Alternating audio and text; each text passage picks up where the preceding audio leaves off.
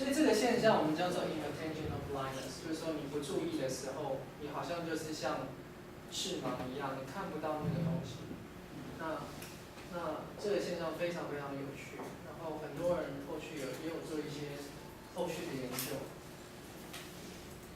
那我们心理学家怎么做呢？如果我们换成正式的实验的话，我们会这样做，就是说我们呈现两条直线，十字。那你要做的作业呢，其实是判断哪一条线比较长。对，所以像这个情形应该是直的比较长。好，那在短暂呈现之后，它会出现一个东西在这里。那但是他还是要专心做这个作业，然后结果大部分人都没有察觉到荧幕有出现这个东西，尽管它是出现在荧幕的正中央。那你就会觉得很神奇啊！出现在正中央的东西，为什么你会没有办法察觉到它？那他们的解释就是说，因为你的注意力没有放在这上面。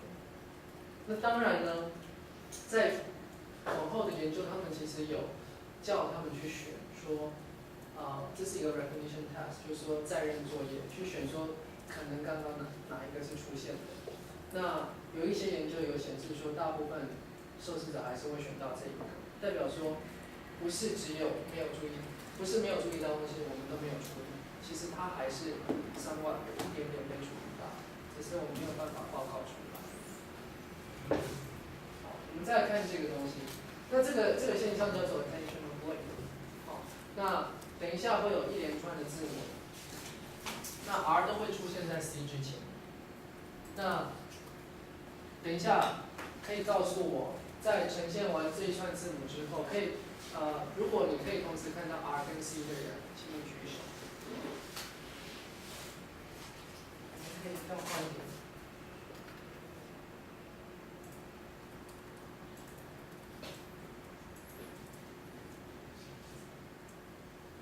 所以 R 会出现在 C 之前。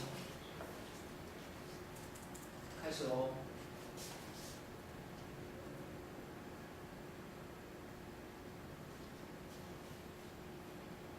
有同时看到 R 跟 C 的请举手。大家都只有看到 R 吗？有 C， 所以你没有看到 R。我只看到 R。大部分是只有看到 R。OK， 那这个东西叫做 attentional blink。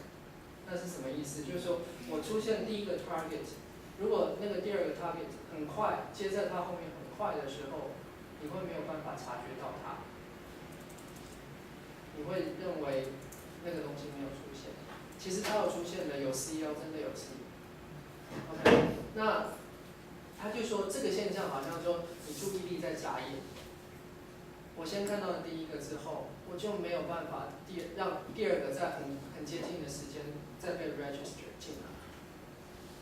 OK， 那但是呢，这也是我上礼拜看 YouTube 的时候看到一个很有趣的影片，这个是做静坐，他们说静坐的研究可以让你看到第二个 target， 所以你如果等一下静坐一下，应该可以看到那个 C。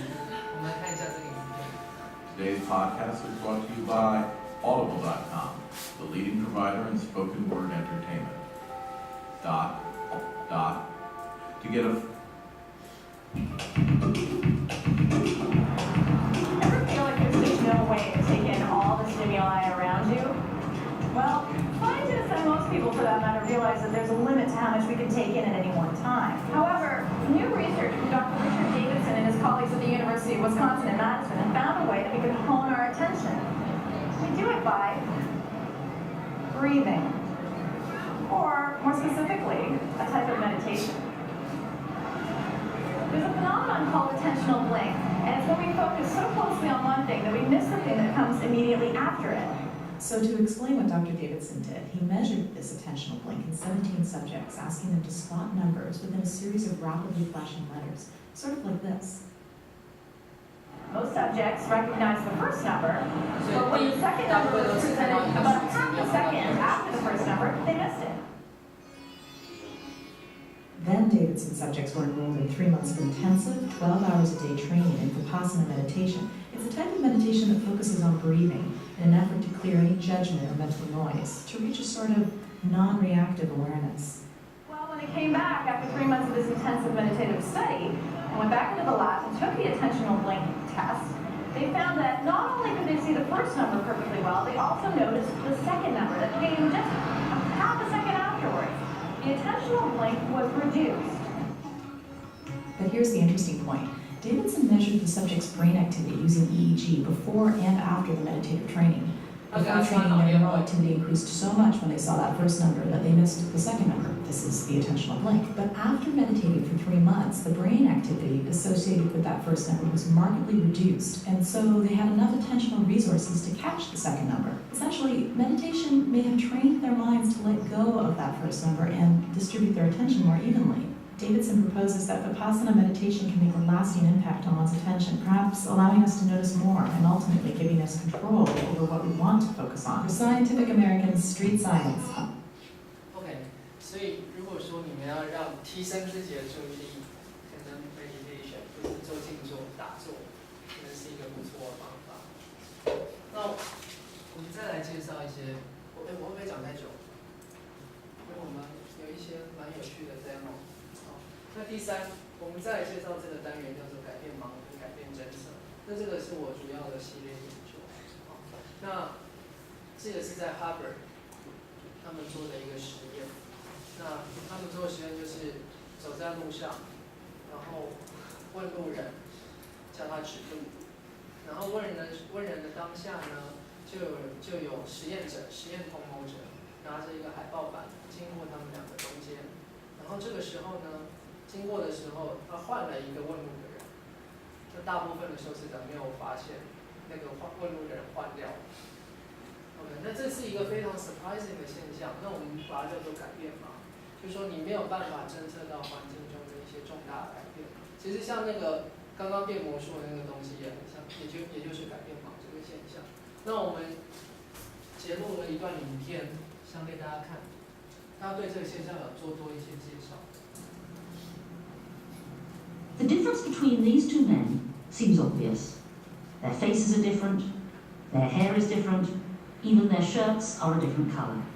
And yet an experiment by psychologists Dan Simons and Chris Chabris at Harvard reveals that our brains actually process very little of what comes in through the eyes.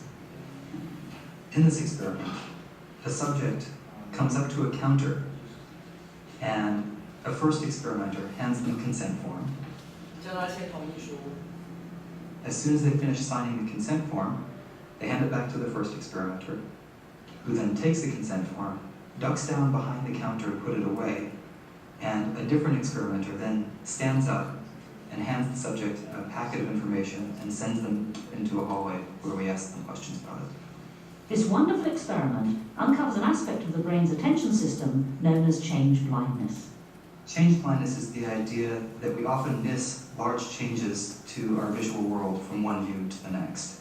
We're often not able to see large changes that would appear to be perfectly obvious to somebody who knows they're going to happen. And incredibly, in 75% of cases, the subjects don't notice a thing. The lady who took me up here, she opened the door for me and told me to walk over to the desk. I think it was a science experiment. And a man there gave me a form to sign. There was the guy standing under a big sign that said experiment. And to my left, there was like a pot with some dirt in it and some plastic containers.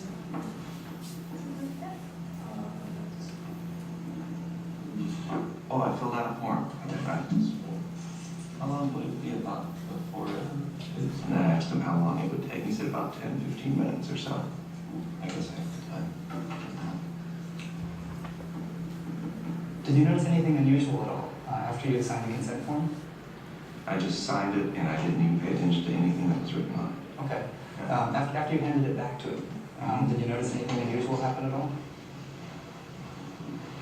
If you could just take this into the next one. No, I probably wasn't even looking that direction. I turned and looked towards the clear door. I saw some people there. Okay. Then I turned back and looked at him for a second. Okay. Did you notice anything unusual at all after you signed the consent form? No. This is only take 5 to 10 minutes. Yeah, I would take person who stood up was actually a different person. Okay. I gather you didn't notice that was different. A different person actually stood up and handed you this form and sent you out toward me. I gather from your reaction you didn't notice that? No. Okay. Don't feel bad about that. Actually, most of the time, we find about 75% of people don't notice. You serious? Yeah. The person who stood up with the packet was actually a different person Wow, than this person. that is incredible. So I gather you didn't see it. I didn't catch that, no. Okay. What's really interesting is that some people notice these changes and other people don't notice these changes. Okay, if you could just take this. And we really don't yet have a good idea what separates those people who don't from those people who do. It might be that some people have been able to detect these sorts of changes. But it's also possible that it's just coincidence, that the people who noticed it just happened to be focusing on a feature of change. They just happened to be paying attention to the color of the person's shirt. And 个别差异真的是一件非常有趣的事情哦。那你们下次如果走来实验室，然后你们可以试试看看我们，你们可以看我们有没有换了一个实验者或者什么在你们的身旁，那其实还蛮有趣的。其实我以前在学校也有做过类似的实验，而且是实际的这种真实的换人的实验，不是用电脑呈现刺激的。那的确有看到某一些受试者可以察觉某一些不行。那我觉得他们的差异可能是差在，第一个是说我是不是刚刚好有注意到那个东西，如果有的话，那可能会察觉到。